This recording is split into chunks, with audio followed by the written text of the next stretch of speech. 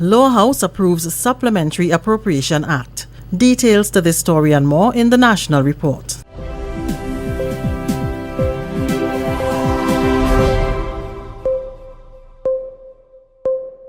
With the National Report, I'm Leslie Ann Johnson Cornwall.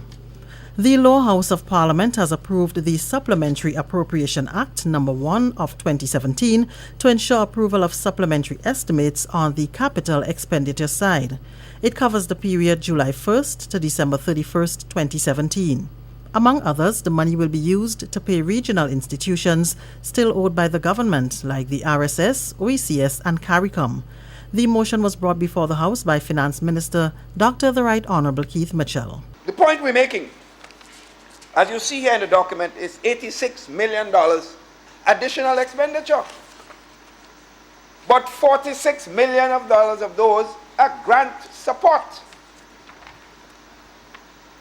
Only $40 million will come from the fiscal space that we have at this particular time. In other words, the room that we have based on the additional revenue that we have created, which is part of the condition of the Fiscal Responsibility Act.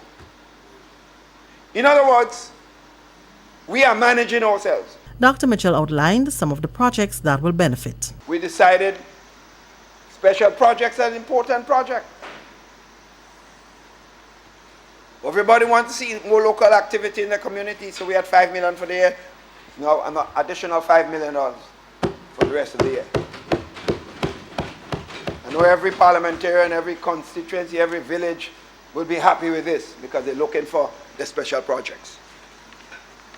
Needy assistance would be increased by $1.2 million. Everybody wants to see that because we have a lot of needs in the country for different areas. An additional $815 million, $1,000 grant for the VHF equipment for NADMA, Mr. Speaker. That also is a grant support that we're getting, but we have to bring it in. In other words, not because it's grant, but we have to bring it into the system because it was not a part of the budgetary items before. Public Utilities Minister Gregory Bowen has assured that government is doing all it can to safeguard the interests of the people of Grenada as it seeks to come to a solution on the matter involving WRB, which owns 50% shares in Grenlec. WRB is demanding that government repurchase the shares, and after doing an evaluation, it says the shares are worth $64 million. The minister addressed the subject during a meeting of the House of Representatives on Wednesday.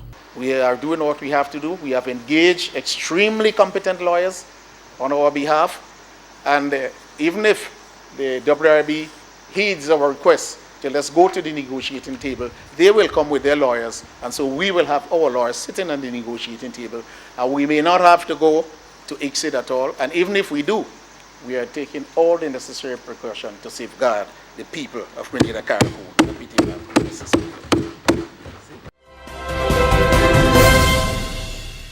This is the National Report. More news after the break. The Children's Carnival Frolic returns to the National Stadium on Saturday, August 5th. And this year, it's no exception to the fun and frolic experienced by our nation's children as they parade in colorful revelry. It's fancy masks, still pen, calypso show. I love Carnival. I love my mask. It's the Children's Carnival Frolic, National Stadium.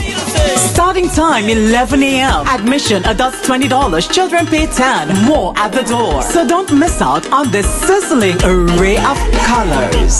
It's mask, pan, and calypso. The Children's Carnival Frolic. Saturday, August 5th. Bring your kids, bring every child, and have a ball. Grenada has launched its National Strategy for the Development of Statistics, NSDS, following the endorsement of the Statistics Action Plan by CARICOM heads of government in St. George's last week.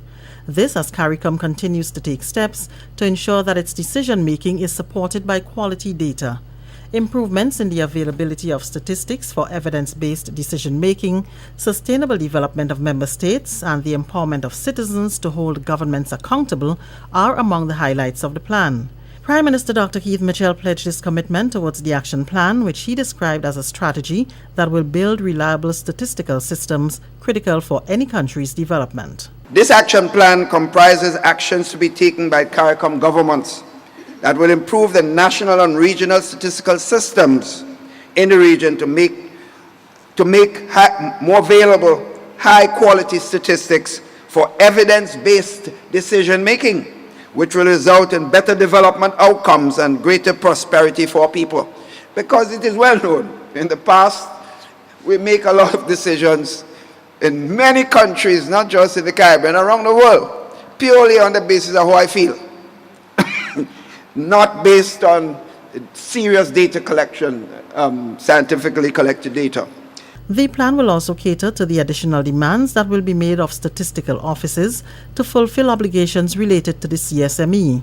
These include the Community Strategic Plan 2015 to 2019, the United Nations 2030 Development Agenda, and the SIDS Accelerated Modalities for Action Pathway. The recently concluded 38th meeting of the Conference of Heads of Government reiterated its support to the action plan and endorsed the development of the CARICOM RSDS that would include as key principles and imperatives the assurance of comparability of data within and across member states, the pooling of statistical skills, expertise, and resources across countries to reinforce regional statistical cooperation, enabling the development of tools and services that are cost-effective. That's Ms. Millicent Gay Tejada, Regional Program Coordinator for Asia Pacific and SIDS Secretariat. 4 members of the House of Representatives have been selected for appointment to the Fiscal Responsibility Oversight Committee, which will be responsible for oversight of spending by the Ministry of Finance. The members from the House are Roland Bowler, Delma Thomas, Emmeline Pierre, and Alvin Dabrio, while the Speaker of the House, Michael Pierre, will chair the committee.